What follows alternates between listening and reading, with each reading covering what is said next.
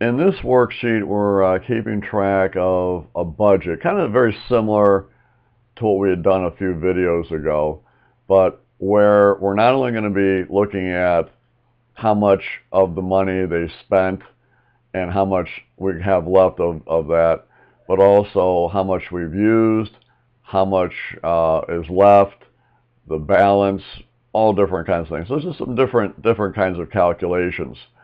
The other thing you'll see here are graphs, and again, I like to use graphs to be able to convey my information more graphically.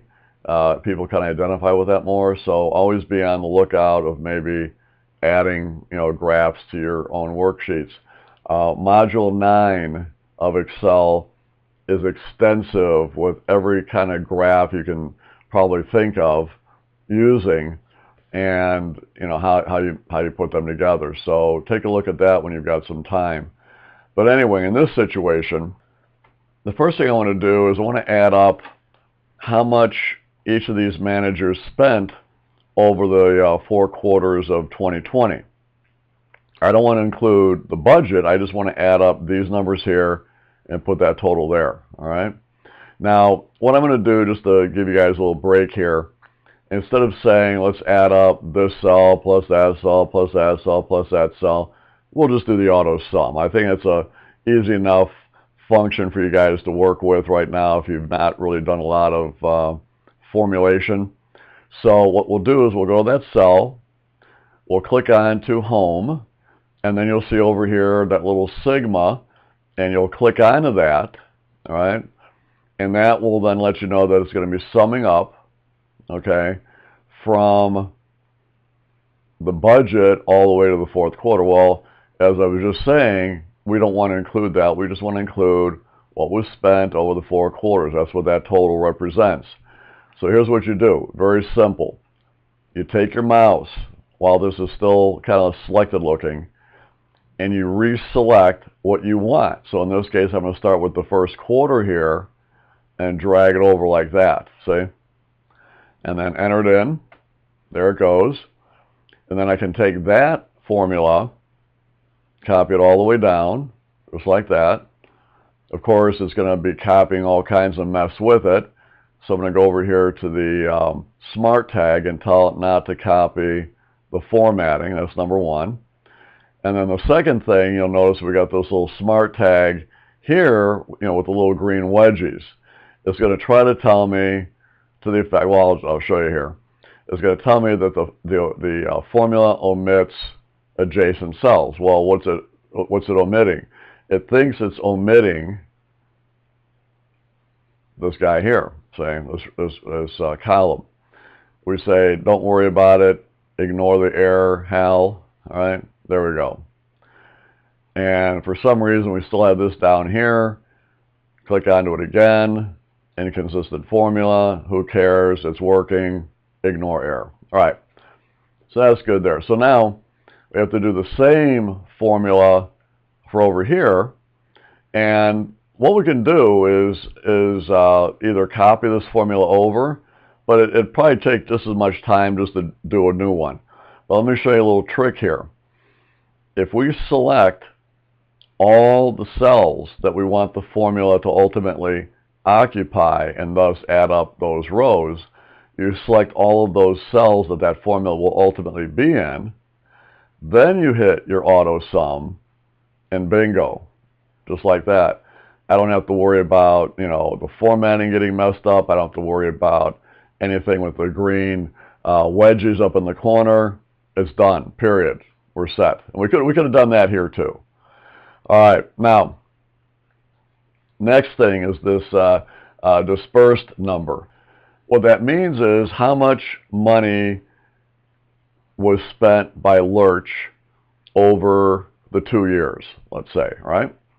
Well, in this case, quite simply, it would be taking that number there plus that number there. So what do? You say equal, you click on to this number here, hit your plus, and this number here.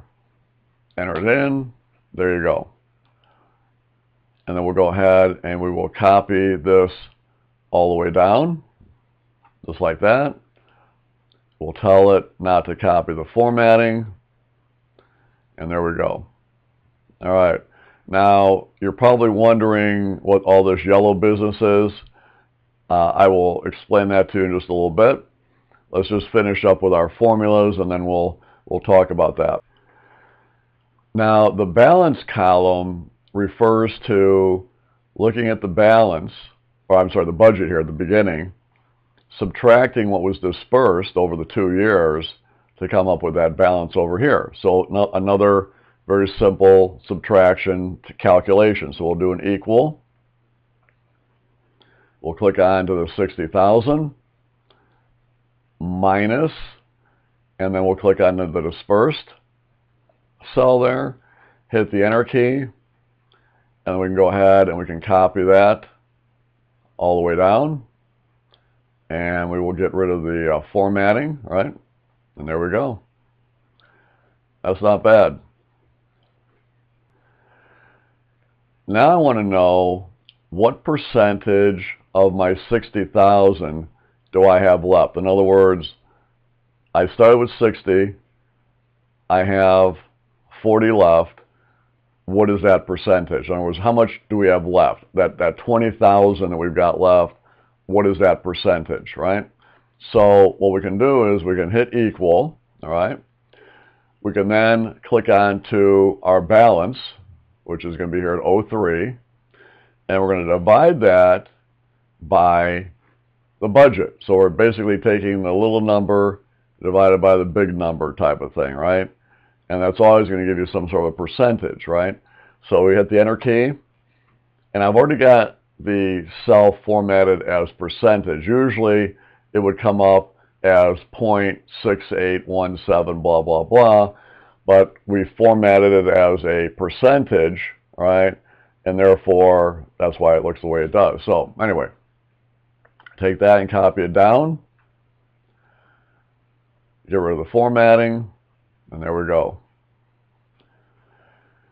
So if 68.17% was used, right, or I mean it was left over, how much is used? Well, it's going to be kind of like the inverse of that, right?